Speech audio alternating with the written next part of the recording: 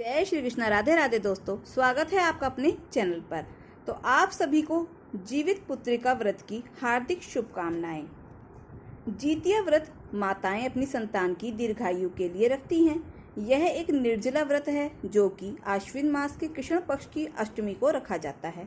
मान्यता है कि इस व्रत को पूरी श्रद्धा से करने और जीतिया व्रत की कथा को पढ़ने और सुनने वाली महिलाओं के बच्चे खुशहाल होते हैं और उनकी आयु लंबी होती है। तो आइए सुनते हैं जीवित पुत्रिका व्रत की पौराणिक कथा। एक बार नैमिषारण्य के निवासी ऋषियों ने संसार के कल्याण हेतु सूत जी से पूछा कि हे सूत जी, कराल कली काल में लोगों के बालक किस तरह दीर्घायु होंगे, सो कहिए। तब सूत जी बोले, जब द्वापर का अंत और कलयुग का आरंभ था, उसी समय बहुत सी शोकाकुल स्त्रियों ने आपस में सलाह की कि क्या इस कली में माता के जीवित रहते पुत्र मर जाएंगे। जब वे आपस में कुछ निर्णय नहीं कर सकी, तब गौतम जी के पास पूछने के लिए गईं। जब उनके पास पहुंची तो उस समय गौतम जी आनंद के साथ बैठे हुए थे। उनके सामने जाकर उन्होंने मस्तक झुकाकर प्रणाम किया। तत्पश्चात स्त्रियों ने पूछा कि हे प्रभु, इस कलयुग में लोगों के पुत्र किस तरह जीवित रहेंगे, इसके लिए कोई व्रत या तप हो तो कृपा करके बताइए। इस तरह उनकी बातें सुनकर गौतम जी बोले कि आपसे मैं वही बात कहूँगा जो मैंने पहले से सुन रखी है। गौतम जी ने कहा, जब महाभारत युद्ध का अंत हो गया और द्रोण पुत्र अश्वत्थामा के द्वारा अपने बेटों को मरा देखकर सब पांडव बड़ी दुखी हुए, तो पुत्र के शोक से व्याकुल होकर द्रौपदी अपनी सखियों के साथ ब्राह्मण श्रेष्ठ धौम्य जी के पास गई और उसने धौम्य से कहा कि हे विपेंद्र, कौन सा उपाय करने से बच्चे दीर्घायु हो सकते हैं, कृपा करके ठीक ठीक कहिए। धौम्य जी बोले, सतयुग में सत्य वचन बोलने वाला, सत्य आचरण करने वाला समदर्शी जिमूत वाहन नामक एक राजा था। एक बार वह अपनी स्त्री के साथ अपने ससुराल गया और वहीं रहने लगा।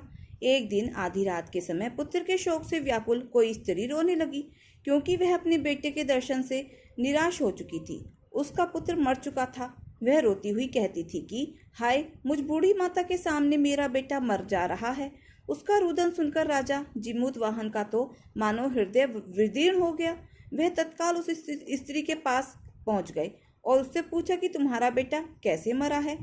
तब बूढ़ी ने कहा कि गरुण प्रतिदिन आकर गांव के लड़कों को खा जाता है।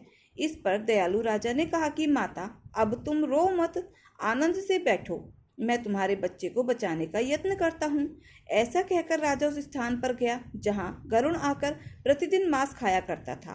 उसी समय गरुण भी उस पर टूट पड़ा और मांस खाने लगा।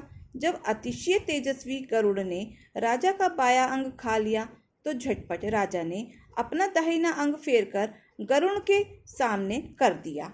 यह देखकर गरुड़ जी ने कहा कि तुम कोई देवता हो, कौन हो, तुम मनुष्य तो नहीं जान पड़ते।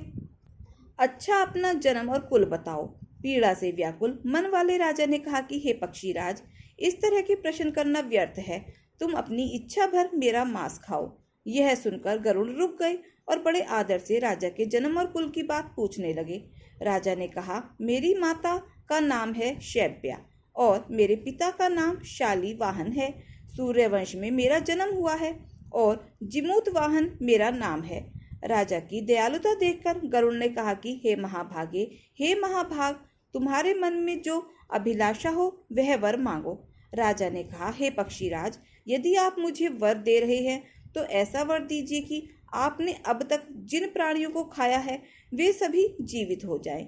हे स्वामी, अब आप यहाँ बालकों को ना खाएं और कोई ऐसा उपाय करें कि जहाँ जो उत्पन्न हो वे लोग बहुत दिनों तक जीवित रहे।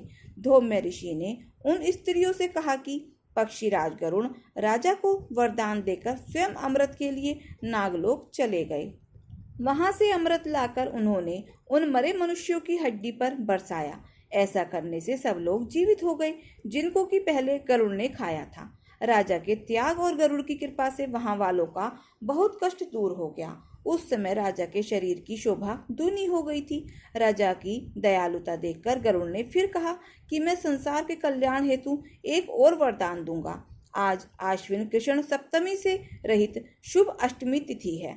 आज ही तुमने यहाँ की प्रजा को जीवन दान दिया है, तो हे वत्स, अब से यह दिन ब्रह्मा भाव का हो गया है, जो मूर्ति भेद से विविध नामों से विख्यात है।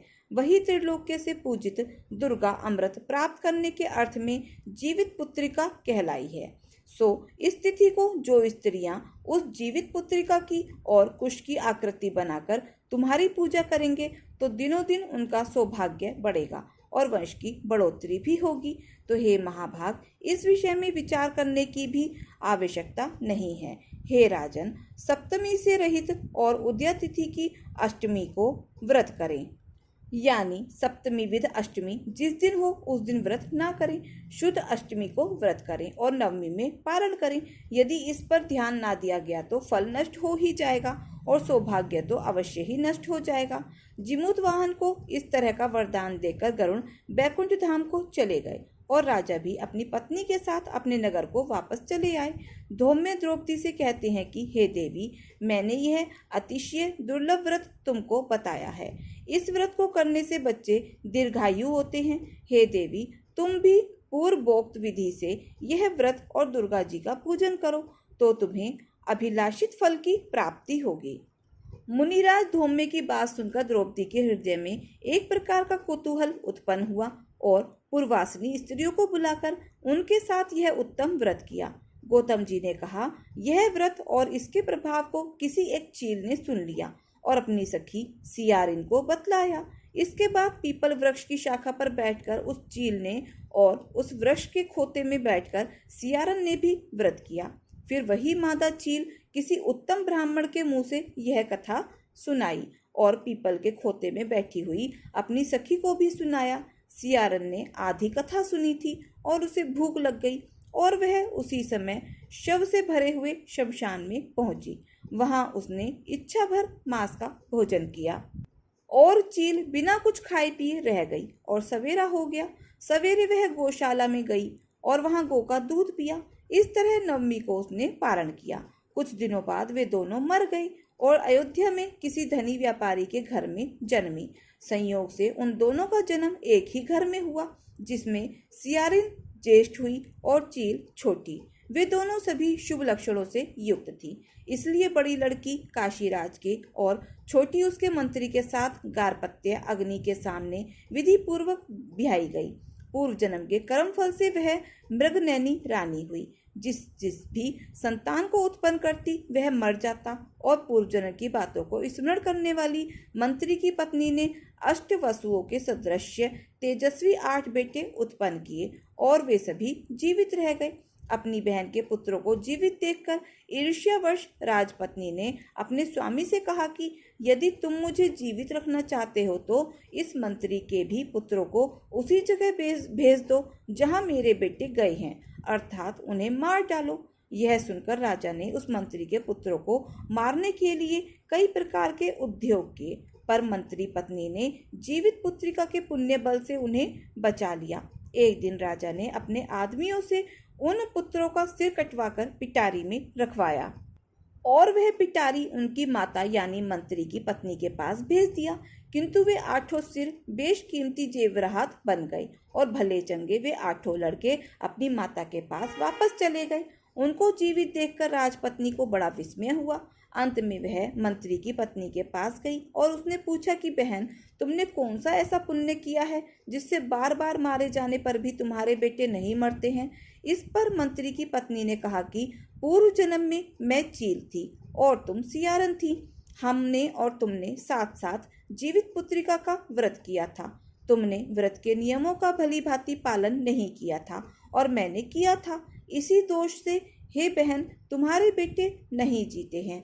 ओ राजरानी, अब भी तुम उस जीवित पुत्रिका व्रत को करो तो तुम्हारे बेटे दीर्घायु होंगे और मैं तुमसे सच सच कह रही हूँ। उसके कथन अनुसार रानी ने व्रत किया, तभी से उसके कई बेटे सुंदर और दीर्घायु होकर बड़े बड़े राजा हुए।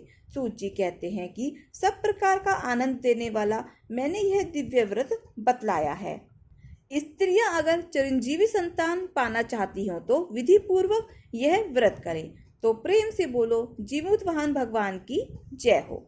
नर्मदा नदी के पास एक कंचनवटी नाम का एक नगर था। वहां के राजा का नाम मल्यकेतु था उसी नर्मदा नदी के पश्चिम ओर बालूटा नाम की मरुभूमि थी, जिसमें एक विशाल पेड़ पर चील रहती थी और उसी पेड़ के नीचे एक सियारन भी रहती थी। चील और सियारन दोनों ही पक्की सहेलियां थीं। कुछ महिलाओं को जितिया व्रत करते देखकर चील और सियारी ने यह व्रत करने का संकल्प लिया और दोनों ही भगवान श्री जीमूत वाहन की पूजा और व्रत करने का प्रण ले लेती हैं। उस दिन दोनों को व्रत रखना था। ठीक उसी दिन शहर से एक बड़े व्यापारी की मृत्यु हो गई और उसका दाह संस्कार वहीं मरुभूमि पर हुआ। मुर्दा देखकर सियारिन को भूख लग गई और वह खुद को रोक नहीं पाई, जिसके कारण उसका व्रत टूट गया। परंतु चील ने खुद पर संयम रखा और पूरी श्रद्धा और नियम से अपना व्रत पूरा किया। उस सियारन ने तो मुर्दा खाया था, इसीलिए उसका व्रत खंडित हो गया। वह सियारिन मुर्दा घाट पर से एक हड्डी उठाकर ले आती है और वह अपने माथ में छिपाकर धीरे धीरे रात को खाने लगती है। तब चील ने सियारन से कहा कि हे सियारन बहन, तुम क्या खा रही हो? कटकट की आवाज आ रही है। तब सियारी ने कहा, हे चील बहन, मैं क्या बताऊं, दिन भर से भूखी हूं और रात को भी भूखा रहना पड़ता है। मैं करवट बदल रही हूं तो मेरी हड्डियां कटकट बोल रही हैं। मैं कुछ खा थोड़ी ही रही हूं। यह सुनकर चील ने कहा, हो सकता है बहन, तुम्हारी हड्डियां ही बोल रही होंगी। उस चील ने सोचा कि उसकी बहन सियारन सत्य बोल रही है। इस प्रकार से सुबह होती है और चील ने अपना पारण पूरा किया। चील ने तो अपना व्रत पूरा किया था, इसीलिए उसके बच्चे जियाक्ष्य हो गए और वहां पर सियारिन ने अपना व्रत भंग कर लिया था और उसने हड्डी खा ली थी, तो उसके पुत्र मुआक्ष्य हो गए थे, अर्थात मृत्यु को प्राप्त हो गए थे। और वहां पर चील अपने बच्चों के साथ आनंद पूर्वक रहने लगी। कुछ समय बाद इन दोनों की मृत्यु होती है, तो अगले जन्म में दोनों सहेलियों ने पुत्री के रूप में एक ब्राह्मण परिवार में जन्म लिया। उनके पिता का नाम भास्कर था। चील बड़ी बहन और सियारन छोटी बहन बनी। बड़ी बहन का नाम शीलावती रखा गया और उसका विवाह बुद्धिसेन के साथ हो गया। छोटी बहन का नाम कपूरावती रखा गया और उसका विवाह उस शहर के राजा माल्यकेतु से हुआ और छोटी बहन कंचनवटी नगर की रानी बन गई। अब भगवान जीमूत वाहन के आशीर्वाद से बड़ी बहन शीलावती को 7 पुत्र प्राप्त हुए, लेकिन कपूरावती के पुत्र जन्म लेते ही खत्म हो जाते थे। कुछ साल बाद शीलावती के 7 पुत्र बड़े हो गए और राजा के दरबार में काम करने लगे। उन्हें देखकर कपूरावती के मन में ईर्ष्या और जलन की भावना उत्पन्न हो गई। इस ईर्ष्या की भावना में कपूरावती ने राजा से कहकर शीलावती के 7 बेटों के सर कटवा दिए। फिर उन 7 सरों को साथ में बर्तन में सजाकर ढककर रख दिया। यह देखकर भगवान जीमूत वाहन ने मिट्टी की सहायता से 7 भाइयों के सर बनाए और सभी सिरों को धड़ से जोड़कर उस पर अमृत छिड़क दिया, जिसके कारण वे 7 भाई फिर से जीवित हो गए और घर लौट आए। रानी ने जो कटे सर भिजवाए थे वह सब फूल बन गए। कपूरावती समाचार पाने को बहुत व्याकुल थी, लेकिन जब उसे इस बात का पता चला तो वह अपनी बड़ी बहन के घर गई और वहां सबको जीवित देखकर आश्चर्य में पड़ गई और बेहोश हो गई। जब कपूरावती होश में आई तो उसने अपनी बड़ी बहन से यह सारी बात बताई। भगवान जीमूत वाहन की कृपा से बड़ी बहन के पूर्व जन्म की सारी बातें याद आ गई और वह अपनी छोटी बहन को उसी पेड़ के नीचे लगातार पूर्व जन्म की सारी बातें सुनाने लगी, जिसे सुनकर कपूरावती फिर से बेहोश हो गई और मर गई। जब राजा तक इस बात की सूचना मिली, उन्होंने उसी जगह पर पेड़ के नीचे कपूरावती का दाह संस्कार कर दिया। बड़ी बहन इस जन्म में भी अपने पुत्रों के साथ सुखी पूर्वक रहने लगी और अपना जीवन व्यतीत करते हुए वृद्ध अवस्था में भगवान को प्रिय हो जाती है और मृत्यु को प्राप्त होती है। अगले जन्म में फिर से छोटी बहन जो सियारन थी उसने जन्म लिया और उसे वह सारी बातें याद थी। इस जन्म में उसने भगवान जीमूत वाहन की पूजा की और ज्योतिया का व्रत किया। इसके फल से उसे पुत्र रत्न की प्राप्ति हुई। उसके सारे पाप मिट गए और वह पुत्रवती हो गई। इस जन्म में वह अपना जीवन आनंद पूर्वक बिताने लगी। तो प्रेम से बोलो जीमूत वाहन भगवान की जय हो। एक समय की बात है, समस्त शिवगण कैलाश पर्वत पर स्थित शिवजी और माता पार्वती जी के पास आते हैं और उन्हें प्रणाम करके पूछने लगते हैं कि हे भोलेनाथ, हे माता पार्वती, आज हम आपके पास जितिया व्रत का महात्म्य सुनने के उद्देश्य से आए हैं। यह जितिया व्रत क्या है और इस व्रत को करने से कौन सा फल प्राप्त होता है? आज हमने पृथ्वी लोक पर विचरण करते समय एक आश्चर्यजनक घटना देखी कि एक बूढ़ी स्त्री अपनी गोद में अपने जवान पुत्र के मृत शरीर को लेकर विलाप कर रही थी। तभी उसने जीतिया माँ को सौगंध दी कि अगर उसने सच्चे मन से जीतिया का व्रत किया है तो उसका पुत्र जीवित हो जाए। तो हे भोलेनाथ, हे माता पार्वती, तभी हमने देखा कि आश्चर्यजनक रूप से उस बूढ़ी स्त्री का पुत्र जीवित हो उठा और वहां उपस्थित सभी लोग जीतिया माता की जय जयकार करने लगे। तब शिवजी ने कहा, मेरे प्रिय गणों, आज तुम सबने संसार के कल्याण के उद्देश्य से जीतिया व्रत के उत्तम महात्म्य को सुनने की इच्छा प्रकट की है। इस महात्म्य के सुनने मात्र से लोगों के संपूर्ण पाप भस्म हो जाते हैं। इस व्रत को सुनने वाला कभी दरिद्र नहीं होता। इसे सुनने से ही जीतिया व्रत पूर्ण होता है, जिससे प्रसन्न होकर जीतिया माता स्त्रियों को सदा पुत्रवती रहने का आशीर्वाद देती हैं। तो आज मैं आपको जीतिया व्रत के उत्तम कथा को सुनाने जा रही हूँ। इसे पूरी श्रद्धा तथा भक्ति भाव से पूरा अवश्य सुने। तब समस्त शिवगण शिव पार्वती जी के संवाद को सुनने लगे। तो प्रेम से बोलिए, जिमुत वाहन भगवान की जय हो, जीतिया माता की जय हो। 2 बहनें थीं, एक का नाम मंगला और दूसरी का नाम सुमंगला था। दोनों का भाग्य अलग अलग था। मंगला गरीब और बहुत दुखी रहती थी। सुमंगला अमीर थी और हमेशा सुखी रहती थी। दोनों एक ही गांव में रहती थी। मंगला सुमंगला के घर में काम करती थी, साफ सफाई करती थी, खाना बनाती थी और जो खाना बच जाता था वह खाना मंगला सुमंगला को दे देती थी। इसी तरह मंगला का घर चलता था। समय बीतता गया। दोनों के बच्चे थे। मंगला के 2 पुत्र थे और सुमंगला को भी 2 पुत्र थे। जब जीतिया का व्रत आया तो दोनों ने मिलकर जीतिया का व्रत करा। मंगला सुमंगला के घर में काम कर रही थी। व्रत के दिन मंगला ने सुमंगला के घर में जो चावल पटका था, अर्थात जिस चावल को साफ किया था, उसमें से जो खुर्दी निकली वह अपने लिए रख ली और साफ चावल सुमंगला को दे दी थी। फिर मंगला साग को चुनती है और पत्तियों को डंठल से अलग करती है। बढ़िया साग सुमंगला के लिए रख दिया और जो डंठल था वह अपने लिए रख लिया।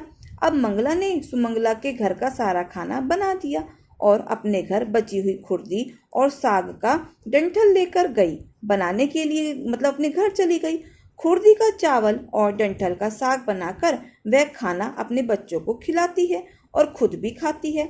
उसके बाद मंगला सोने चली गई।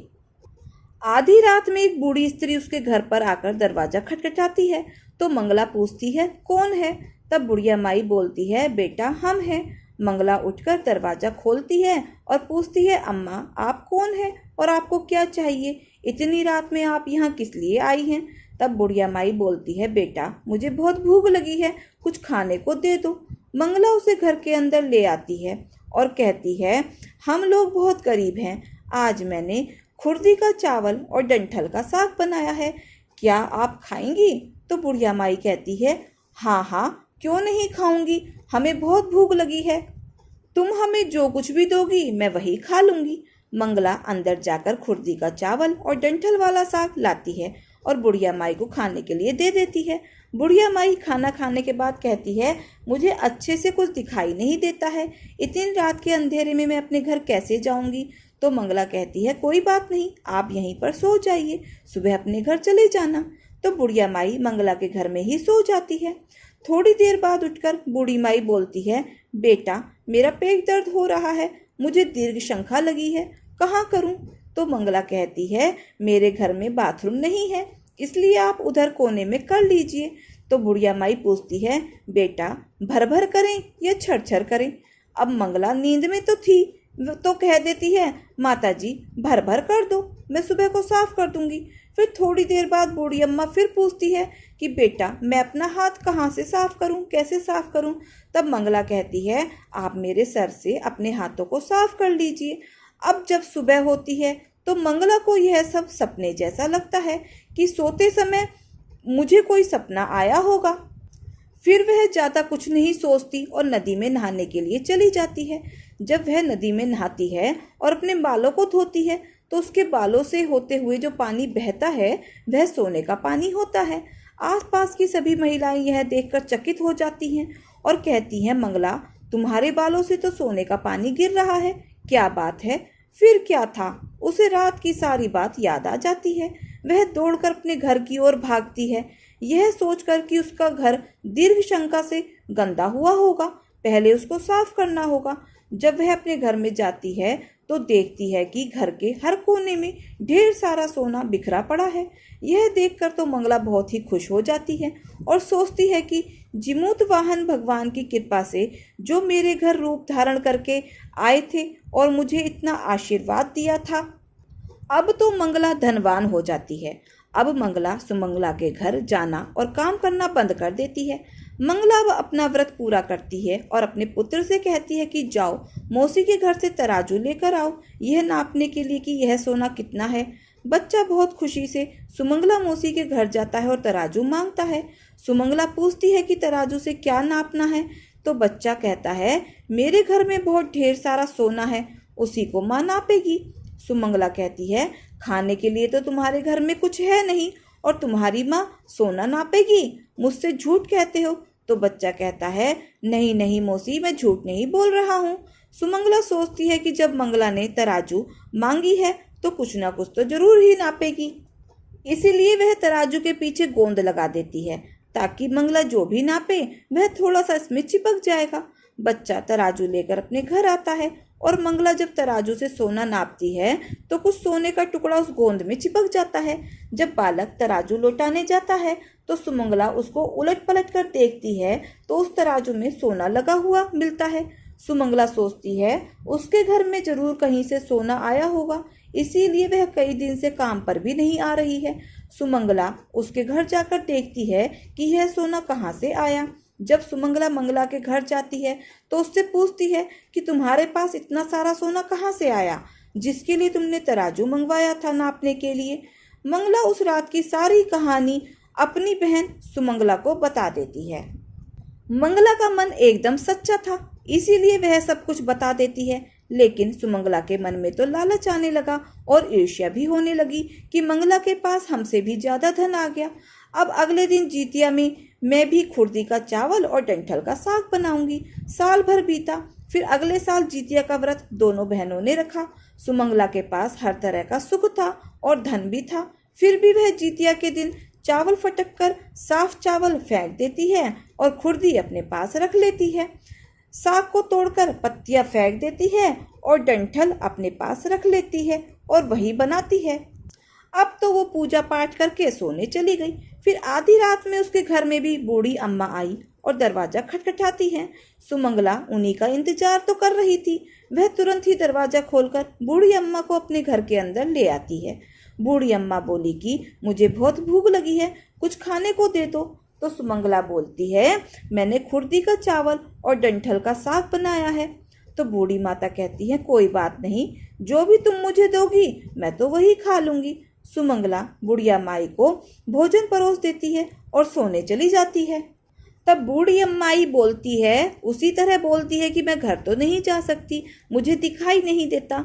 तब सुमंगला कहती है कोई बात नहीं, आप यहीं पर सो जाओ। थोड़ी देर बाद बूढ़ी अम्मा बोलती हैं मुझे दीर्घ शंका लगी है, मैं कहाँ करूँ। तो सुमंगला कहती है कि वहीं कोने में कर लीजिए। फिर थोड़ी देर बाद बूढ़ी अम्मा फिर पूछती है भर भर करूँ या छर छर। इस पर सुमंगला को याद नहीं आता कि मंगला ने क्या बोला था, तो मंगला बोलती है माँ छर छर कर दीजिए। फिर बूढ़ी मैया पूछती है बेटा मैं अपने हाथ कहाँ साफ करूँ। तब सुमंगला कहती है मेरे सर में साफ कर लीजिए। बूढ़ी अम्मा अपना हाथ सुमंगला के घर में सुमंगला के सर में साफ कर लेती है। जब सुमंगला सुबह उठती है तो उसका पूरा घर गंदगी से भरा पड़ा होता है और उसके बाल भी बहुत गंदगी लगी होती है, बदबू आ रही होती है। यह देखकर सुमंगला बहुत दुखी हो जाती है और उसे बहुत गुस्सा आता है। वह अपनी बहन मंगला को बुलाती है और उस पर गुस्सा करती है कि तुमने हमसे झूठ कहा और मेरा पूरा घर गंदा करवा दिया। तब मंगला पूछती है तुमने क्या कहा था, भड़भड़ या छर छर। तो सुमंगला कहती है मैं तो छर छर बोली थी। तो मंगला कहती है यहीं पर तो तुमने गलती कर दी और तुम्हारे पास तो सब कुछ था, किसी चीज की भी कमी नहीं थी, फिर भी तुमने लालच किया, मेरे पास तो कुछ भी नहीं था। तुम्हारे पास सब कुछ था। तुम्हारे घर जीमूत वाहन भगवान भेष बदल कर आए थे, लेकिन फिर भी तुमने उन्हें अच्छा खाना नहीं परोसा। मेरे पास तो कुछ भी नहीं था, इसीलिए मैंने उन्हें खुर्दी का चावल और साग का डंठल परोसा था। तुमने अपने घर आए भगवान का अपमान किया है। सब कुछ रहते हुए भी तुमने साग और भात खिलाया। तुम्हारे पास सब कुछ होते हुए भी तुम्हें लालच नहीं करना चाहिए था, इसीलिए तुम्हारे साथ बुरा हुआ है। सुमंगला को अपनी गलती का पछतावा हुआ और वह दुखी मन से अपने घर चली गई। जैसा उसने किया वैसा उसे उससे फल पाया। तो प्रेम से बोलो जीतिया माता की जय हो, जीमूत वाहन भगवान की जय हो। जिस प्रकार आपने मंगला को दिया उसी प्रकार सबको देना। जिस प्रकार आपने सुमंगला को दिया ऐसा किसी को मत देना। तो प्रेम से बोलो जीमूत वाहन भगवान की जय हो। दोस्तों, ये कथा कहानियाँ आपको कैसी लगी कमेंट बॉक्स में ज़रूर बताएं, और अगर अच्छी लगी हो तो प्लीज़ वीडियो को लाइक शेयर और सब्सक्राइब अवश्य करें। अपना प्यार और सहयोग दें। मिलते हैं फिर ऐसे ही नई कथा कहानियों के साथ। धन्यवाद।